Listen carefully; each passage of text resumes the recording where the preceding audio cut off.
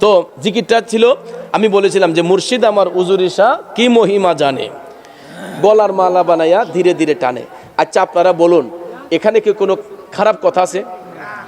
কোনো মানে ইমান হারা কোনো কথা আছে? ও তুমি রাখো কি বা মাহারো এই দয়া করো, থাকিতে যেন তোমায় না ভুলিও, থাকিতে যেন তোমায় না ভুলি। কষ্ট হইতেছে? সকালবেলা কইব মুরাদ সাহেব আজকে গান একটা গাইছে, হ্যাঁ ওয়াজ করতো ডর লাগে, জিকির করতো হন ডর লাগে। বাবারে জেমদা যাই এমদে আমার দেখলে একলা একলা কুসা ওই যাইতেছে, ওই যাইতেছে। অনেক সময় লজ্জা লাগে, অনেক সময় আবার হাসি, যে করলাম কি আর করলো কি, করলাম কি আর করলো কি।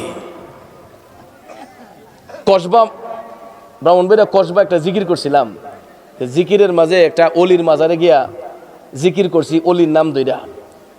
তো এখন হাসান বসরি ওয়াজ করতেছি, আমি যদি হাসান বসরির একটা শান গাই, এটা কোনো অন্যায়? তো যেখানে গেছি যার বাড়িতে গেলাম তার গুণ না গাইলে এটা বেঈমানি নানি? তো উজুরিশা একজন আল্লাহর ওলি, কসবাতে উজুরিশা উনি একজন আল্লাহর ওলি, উনি আরেফ, যার সম্পর্কে কারো এখন পর্যন্ত কোনো ধারণা নাই উনি জীবিত আছে না মারা গেছে।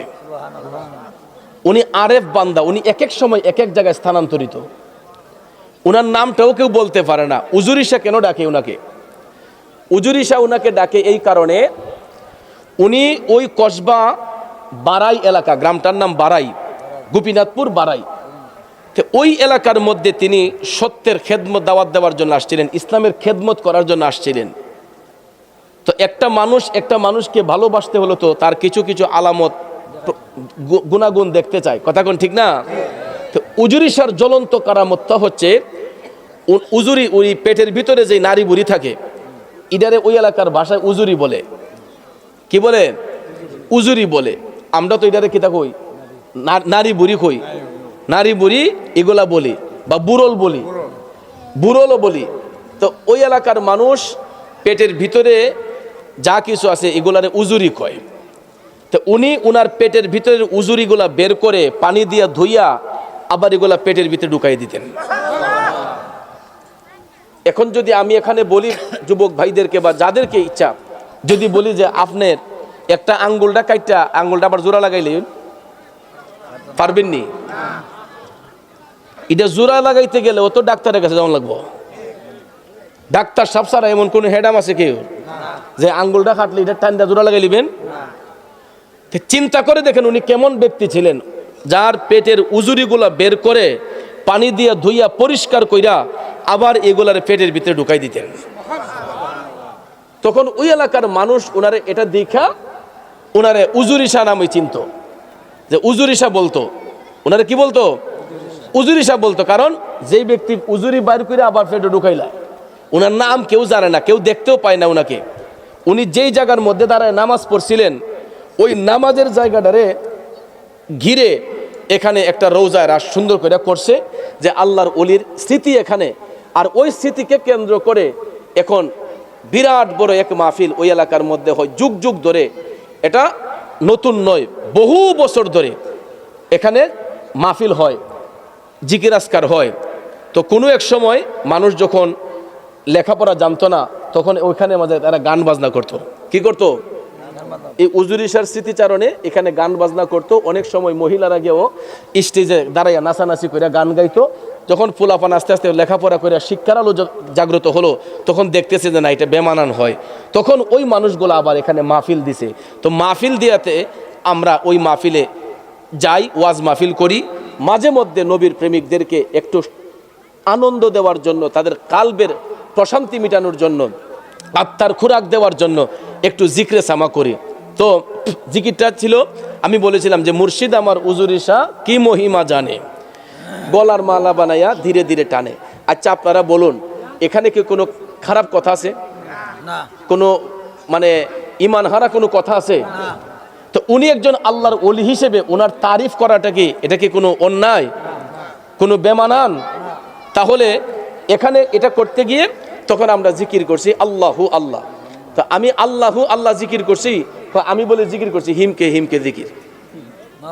নাউজুবিল্লাহ কইতেন না?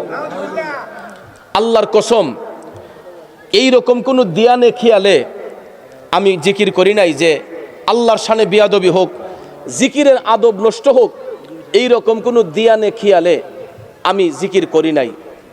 আমি যদি এরকম কোন দিয়ানে খেয়ালে জিকির করে থাকি অবশ্যই আল্লাহ আমার বিচার করবে, কিন্তু এইরকম চিন্তা ভাবনা খেয়ালে আমি করি নাই। কিন্তু দেখা যায় ইডারে এডিট কইরা ইডার ভিতরে এই বাজনা ঢুকাইয়া ইডা এখন বিয়া বাড়ির মাঝে বাজায়, হিন্দু বাইত নিয়ে বাজায়।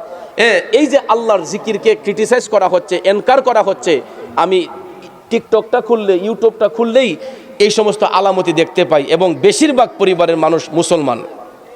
একটা মুসলিম পরিবারের মানুষ যদি একটা মানুষকে নিয়ে যদি এরকম তামাশা করে গীবত করে, তাইলে এটা কি ভালো না খারাপ?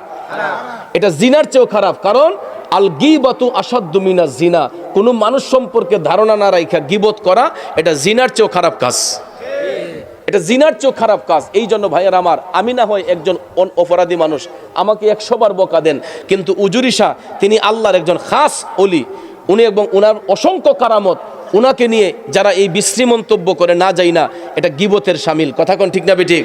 তা আমার কথা হলো এই সমস্ত ঘৃণিত কাজ আপনারা কেউ যাতে কখনো কোথাও না করে, আল্লাহ যেন হেদায়েত দান করে, সকলে আমিন কন। কারণ আল্লাহর ওলিরা হচ্ছেন এই জমিনের ছায়া। কথা কোন ঠিক না বেঠিক? এই জমিনের খুঁটি।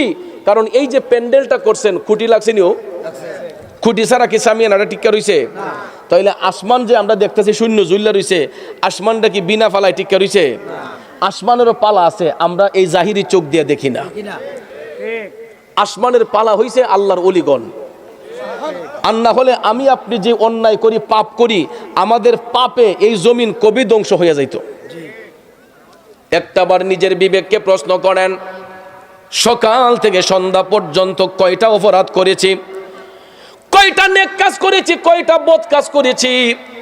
যদি আমরা ডায়েরিতে মধ্যে হিসাব করে দেখবেন 24 ঘন্টার 23 ঘন্টার সময় আমরা অন্যায় কাজে লিপ্ত ছিলাম। কথা কোন ঠিক কিনা?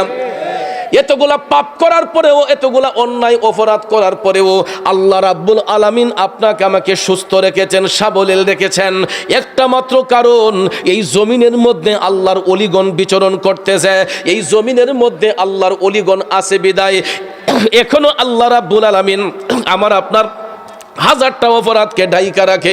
ঠিক না বেঠিক?